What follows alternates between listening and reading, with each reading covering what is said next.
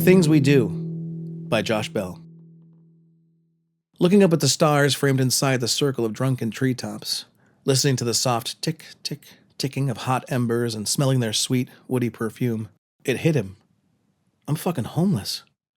He rolled over to face the fire pit, drew his knees up and tucked his hands warmly between denim-clad thighs. Like really homeless. Homeless. As if there was some other kind. His friends had taken off hours ago. Jacob and Rick, and finally Sal, who had gifted him a huge thermos of tea with milk and sugar, which was strong and delicious. Chris was thankful. He tried to get comfortable. The ground was hard and cold, having been cleared of all leaves and pine needles in the name of safety. A cool breeze soughed through the trees. Impossible pine and oak, huge maple, huddled birch, and old chestnut trees that dropped their granite fruit at all hours of the night. The embers glowed and hissed, and Chris thought, self-defense. That's what that is. The fire is trying to frighten the wind. The trees stirred again. The embers hissed and spat like a harmless snake who just happened to be brightly colored. He scrunched his head further down into his orange hoodie. Self-defense. In the distance, water gurgled softly from the stream which spilled eagerly out into the huge reservoir down the hill. It was a comforting sound. A friend in the dark. His eyes fell upon the big silver thermos sitting in front of the wheezing fire pit. He wanted more tea, but promised himself he'd wait till morning. He had assumed that once the reality of his situation sank in, and the bliss of what he and Joy had shared finally wore off, he would feel scared or uneasy or just plain fucked up. You would think any newly homeless 16-year-old camped out under the twinkling firmament with no plan, no equipment, $17, 6 Marlboros, and a half a joint to his name would feel somewhat uneasy. And perhaps he did, just that little bit. But what he felt more than anything was free. Until now, his life had been like Plato's allegory of the shadows on the cave wall. Just as in the fable, the shadows were all Chris had ever known, so naturally he assumed they were all there was, and ever would be. But now he had broken his bonds, left the cave, and would henceforth live in the world of real things, and cast his own mysterious shadow, even if that meant by the light of dying embers in an old forest next to a sea-wide reservoir. He closed his eyes and thought of lovely Joy, and was warm. 3 nights ago he sat in his bed in the small basement bedroom of his parents' house, long after his brother had left for college, and checked his pack of Marlboros for the 3rd time. Yes, the 2 joints were still there. No, they hadn't spilled their precious contents out inside the box. Yeah, you're meeting Joy tonight, if everything goes smoothly, so calm down. Just calm the fuck down. His heart flapped like an astonished fish on the hull of a rowboat. The bed groaned as he got up and checked the digital clock again. He pushed the button. The display showed a cool 1 a.m. It'd be just like him to set the thing for p.m. instead of a.m., so he checked this compulsively. Tonight he would ride with Joy in her silver Hyundai Excel across town, then wait outside the sliding glass door of her bedroom until she let him in. He had only to wait till 1, crawl out the window, head to the designated meeting place at the end of the road, and try not to spontaneously combust when he saw her headlights climbing up the hill. The time was 11:30 p.m. Only a million more hours to go. He laid begrudgingly down on the creaky bed, but instead of the ceiling, he saw Joy's blue eyes and beautiful freckled face framed by fearless waves of flaming apricot. He closed his eyes, and the red wine taste of her lips and tongue came flooding back, the maddening feel of her smooth, almost velveteen skin. He remembered how she put her delicate hand over his paw and guided it up her blouse to her heavy breasts, and how she kissed him harder then. He was very bad at reading her fierce signals, but he was young and inexperienced. Was that only 2 weeks ago? He thought. Young or no, he knew he loved her. He tried to sleep, but she would not let him. Finally, he couldn't stand it any longer and got up. His army bag was slumped like a green potato in the corner next to the dresser.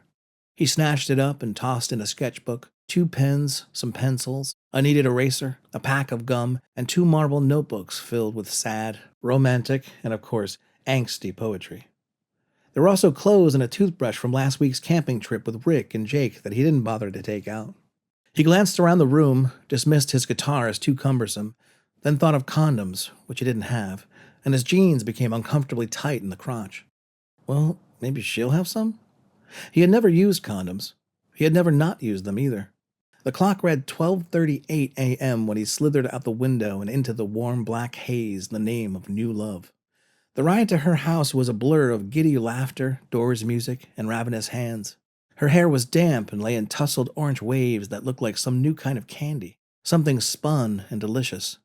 She wore a flowing dark dress and smelled of patchouli and incense and a sweet flowery soap that reminded him of spring rain.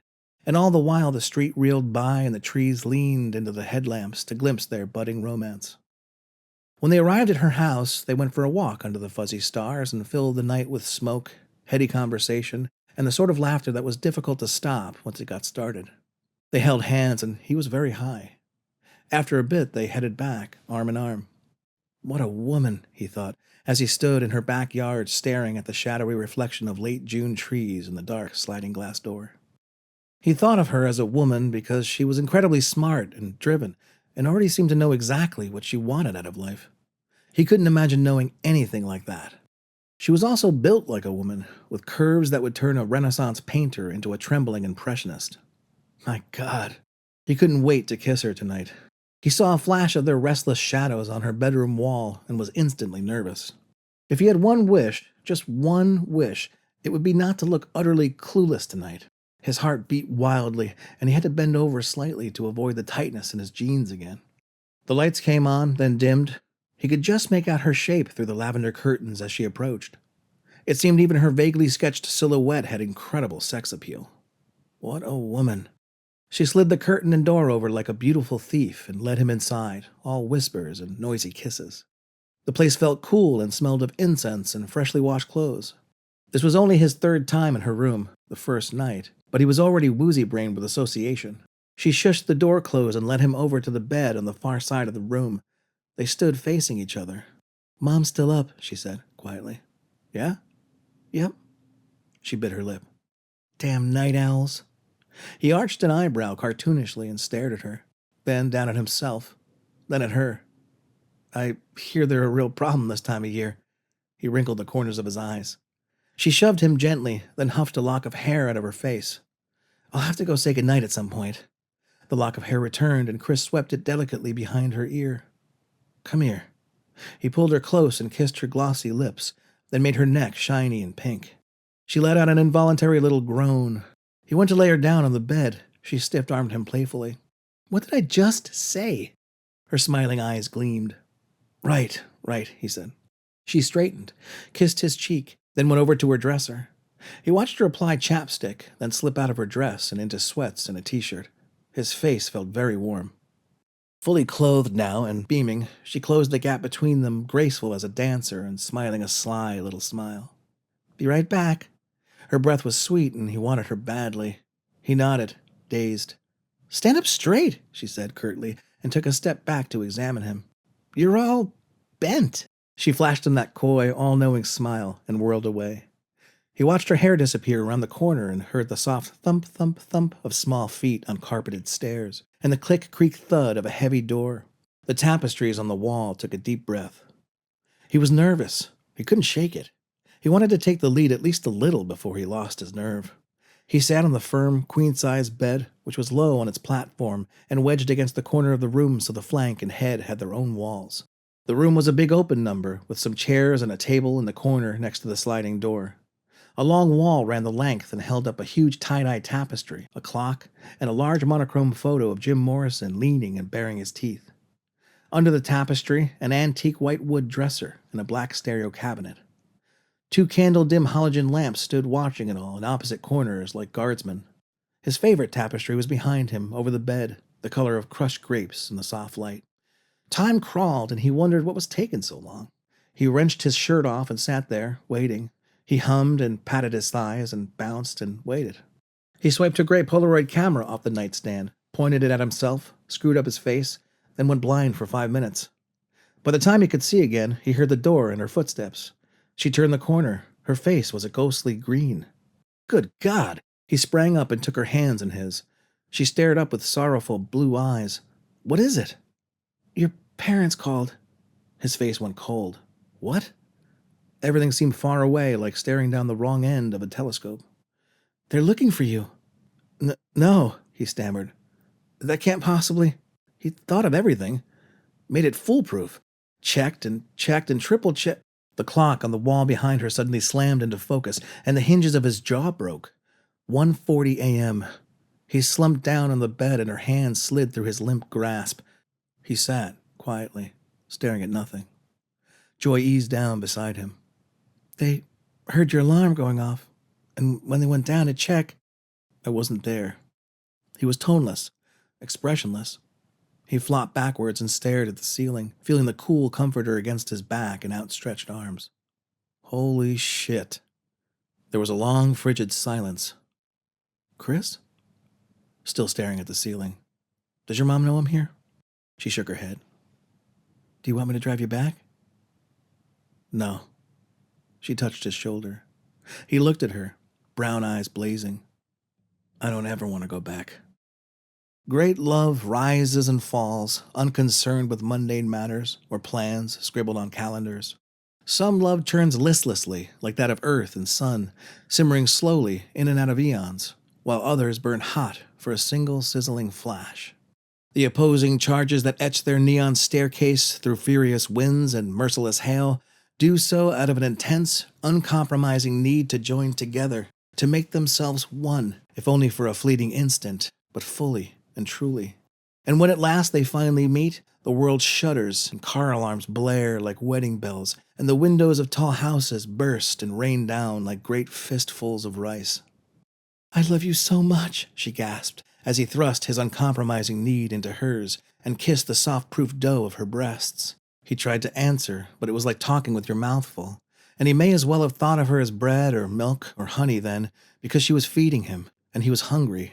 His hands were everywhere at once, kneading supple bits and testing taut ones. Now he was feeding her, and her soft, satisfied moans were a melody rising, rising in the dimly lit room. Her legs pulled at his hips like greedy hands. The tapestry breathed heavy now, and he was like the tapestry. She was the dual steeled focus and relaxed contemplation of a yogic master. Then it was Chris moaning in the dimness, low and heavy, and his music met her melody, and they kissed and forgot themselves. Dazzling fractals spun and curled like whirling galaxies full of bright seeds masquerading as stars. In and in and in. Finally, his tired lips savored the secret crook of her neck, and it was sweet and salty, and the salt made the sweetness sweeter, and so the salt was very good. "I love you," he said, breathlessly.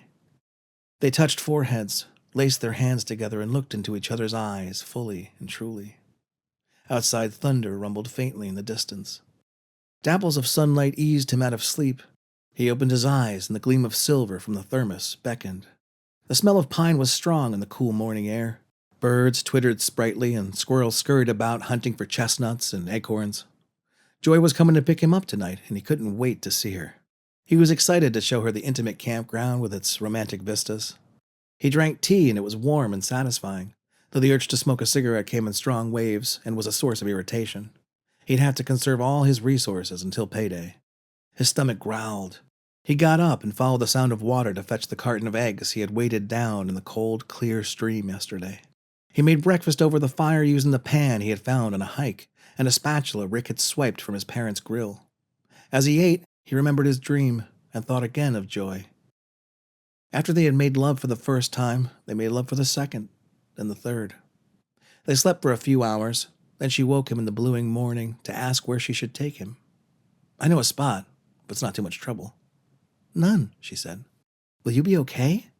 She looked pained for a moment, then relaxed. "Of course, you could stay here sometimes. Not all the time, obviously." She jabbed a thumb in the direction of the stairs. "And not tonight, you know?" He did, but he let his bad Bogart impression do the talking. "It's okay, sweetheart." He kissed her forehead. "We'll let the heat die down first, then it's you and me against this whole crazy world." She giggled, then kissed him softly. "I figure I can come get you day after tomorrow? We're supposed to visit my aunt in Jersey for her 60th. Otherwise, I'd say tomorrow. You sure you'll be okay?" He nodded and took her hand in his. "Will you?" She winced, almost imperceptibly at this. She'd be going away to college once the summer was over. She was a woman who knew exactly what she wanted out of life. He couldn't imagine what that was like. The wind blew cool. He stood up and peered out over the twinkling reservoir. Far off over the horizon, dark clouds were gathering. "I gotta get a tent," he thought. 2 leaves flitted down to the forest floor in front of him. The trees sighed and the embers hissed. Self-defense. He went back to his breakfast. For now, the tea was warm and the eggs were good.